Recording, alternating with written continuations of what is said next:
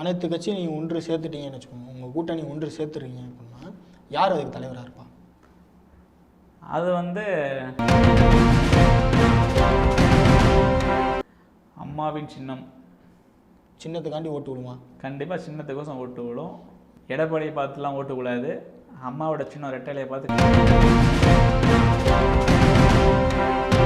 ஏடிஎம்கேக்கு எவ்வளோ ஓட்டு போகும்னு நினைக்கிறீங்க? அதை வந்து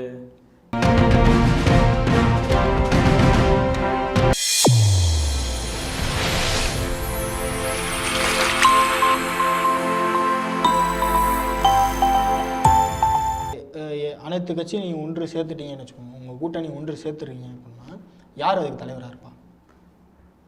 அது வந்து சொல்ற முடியாது, காலம் பதில் சொல்லும். மறுபடியும் அப்போ வரும் சட்டமன்ற தேர்தலில் நிச்சயம் காலம் பதில் சொல்லும். இல்லைப்பா, ஓபிஎஸும் இபிஎஸும் பிரிஞ்ச காரணமே அந்த தலைமை பொறுப்பு தான் எல்லாரும் சொல்றாங்க. வந்து பார்க்குற வரை நமக்கு அப்படி நீங்க எல்லாரும் சொல்றாங்க ஓபிஎஸ் ஐயா அவர்கள் அதை வந்து இன்னைக்கு சுயேட்சையாக நின்று வெற்றி பெறுவார் என்பதை நம்ம சொல்லலாம். இன்று அங்கே கட்சி இருக்கு, என்ன சொல்ல, கட்சி இருக்குது அங்கே. அதனால் வந்து அங்கே கூட்டம் இருக்க தான் செய்யும், புரிதுங்களா? இங்கேயும் ஓ பன்னீர்செல்வம் ஐயா அவர்களிடம் கூட்டம் இருக்கின்றது. இன்று ஓ பன்னீர்செல்வம் ஐயா அவர்கள் தொழில் உரிமை மீட்புக் குழுவும் சாதாரணமாக நடத்தவில்லை.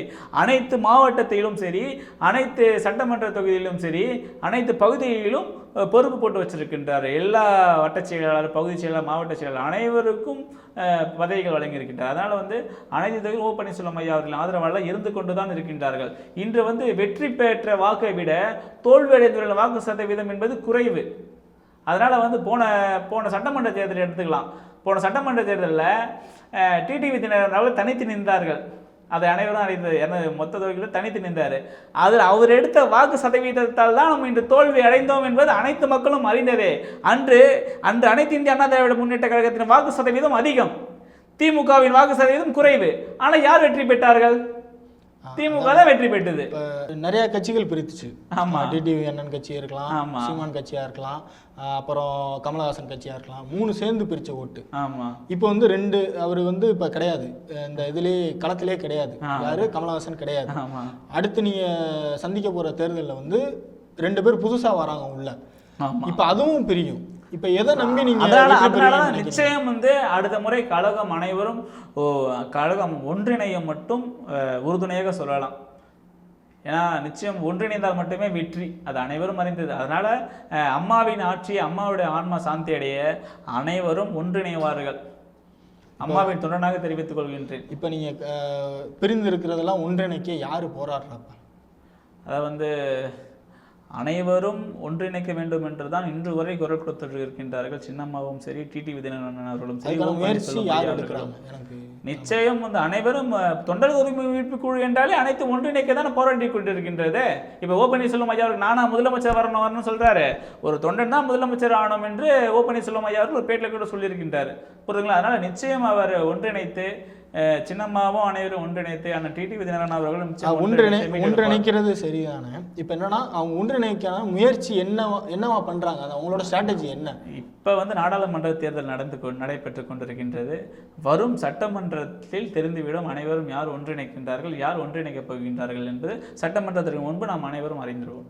சரி, இப்போ சட்டமன்றத்திலையும் இது இழுபறியா போகுதுன்னா அண்ணன் ஓபிஎஸ், உங்கள் தலைவரோட ஓபிஎஸோட நிலைப்பாடு என்னவா இருக்கும்? அதாவது நிச்சயம் இழுபறி போகாது. இந்த நாடாளுமன்ற தேர்தலில் வாக்கு சதவீதத்தை வச்சு நம்ம கணக்கு போட்டுடலாம், யார் எத்தனை தொகுதி ஜெயிக்கிறாங்க, யார் எத்தனை தொகுதி போடலாம். அதனால் இந்த நாடாளுமன்ற தேர்தல் முடிந்த பிறகு தெரிந்துவிடும் கழகம் ஒன்றாகுமா இல்லை என்னன்னு தெரிஞ்சிடும். ஆனால் அனைத்து அம்மாவின் உண்மையான தொண்டர்கள் எப்பயுமே அம்மா ஒற்றுமையாக இருக்கணும் என்று நினைத்தார்கள். அந்த இதை நிறைவேற்றுவார்கள் என்ற நம்பிக்கை உள்ளது அம்மாவின் தொண்டனாக. ஒன்றிணைந்தால் மட்டுமே வெல்ல முடியும், இல்லை என்றால் கஷ்டம் என்று அனைவரும் அறிந்தது. அதனால் நிச்சயம் ஒன்றிணைவார்கள் என்று நம்புகின்றேன். இப்போ இது இந்த இழுபறியாக போகிறது, கோர்ட்டில் கேஸு எல்லாம் ஒரு பக்கம் இருந்தாலும் ஓபிஎஸ் அவர்களுக்கு எதுவும் தோணியிருக்கா? நம்ம ஏன் தனிச்சு கட்சி ஆரம்பிக்கக்கூடாது அப்படின்னு எதுவும் தோணியிருக்கா? இன்னும் வந்து அவர் கட்சி ஆரம்பிச்சு தான் நீங்கள் சொன்ன மாதிரி கட்சி ஆரம்பிச்சு 40 தொகுதிக்கும் தனி வேட்பாளர்லாம் நிறுத்திருக்கலாம், வாக்கை பிரிச்சிருக்கலாம். எதற்கு நம்ம தனியாக கட்சி ஆரம்பித்து வாக்கை பிரிக்கணுன்றதுனால தான் கொடுத்த ஒரு தொகுதியாக இருந்தாலும் அதில் வெற்றி பெற்று காட்டு மீண்டும் பாரத பிரதமராக நரேந்திர மோடி அமர வைக்க வேண்டும் என்பதற்காகவே கழகத்தின் ஒருங்கிணைப்பாளர் ஓ பன்னீர்செல்வம் அவர்கள் தனித்து நின்று, அதுவும் அவரே நின்று வெற்றி பெற்று காட்ட வேண்டும். அந்த ஒரு தொகுதியில் நின்று ஜெயிச்சா ஒன்றிணைஞ்சிருமா கட்சி? அதாவது வந்து இது வந்து கட்சின்னு சொல்கிறத விட அவருக்கு மிகவும் முக்கியமான ஒரு தேர்தல் ஆகும். அதுவும் சுயேட்சை சின்னத்திலிருந்து வெற்றி பெறணும். ஓகேங்களா? இந்த நாடாளுமன்ற தேர்தலில் பாரத பிரதமராக மீண்டும் நரேந்திர மோடிஜி அவர்கள் வருவார் என்று நம்புகின்றோம். அவர்கள் வந்த பிறகு நிச்சயம் வரும் சட்டமன்ற தேர்தலில் நிச்சயம் அனைத்து இந்திய அண்ணா திராவிட முன்னேற்ற கழகம் அனைவரும் ஒன்றிணைந்து சட்டமன்ற தேர்தலை சந்திக்கும் போது நிச்சயம் அந்த தேர்தலில் வெற்றி பெறுவார்கள். ஆனால் ஒற்றுமை மற்றும் இல்லாமல் நின்றார்கள்னால் அது வந்து தோல்விக்கு தான் போய் முடியும். இந்த தேர்தலில் ஏடிஎம்கேக்கு எவ்வளோ ஓட்டு போகும்னு நினைக்கிறீங்க? அதை வந்து என்றுமே வந்து அம்மாவின் சின்னத்துக்காண்டி ஓட்டு விடுமா? கண்டிப்பாக சின்னத்துக்கோசம் ஓட்டு விழும். ஓகேங்களா? அந்த ஆமாம், அது வந்து நீங்கள் வந்து எடப்பாடியை பார்த்துலாம் ஓட்டு விழாது. அம்மாவோட சின்ன ரெட்டைலையை பார்த்து கண்டிப்பாக ஓட்டு விழும். ஓகேங்களா? ஆனால் கொஞ்சம் கம்மியாக விழும். அதான் ஒன்றிணைந்தால் நிச்சயம் நம்ம வெல்வோம். சின்னம்தான் இங்கே பேசுது. சின்னத்தினால தான் கட்சியில் ஜெயிக்குது அப்படி சொல்கிறீங்க? ஆமாம், சின்னத்தை வைத்து தான் ஜெயிக்கும். ஓகேங்களா? இன்னும் சின்னங்களும் ஒன்று கேஸு போயிட்டு தான் இருக்குது. இன்னும் என்னைக்கு ஓபிஎஸ் அவர்களோட கட்சி சின்னத்தை அறிவிப்பார்? ஓபிஎஸ் ஐயா அவர்கள் இன்னும் கட்சி சின்னத்தை அறிவிக்கல. அவர் சுயேட்சையில் தான் நிற்கிறாரு. சுயேட்சை சின்னத்தில் தான் நிற்கிறார். அவருக்கு வந்து அவருக்கு கொடுக்குற சின்னம்லாம் கிடையாது.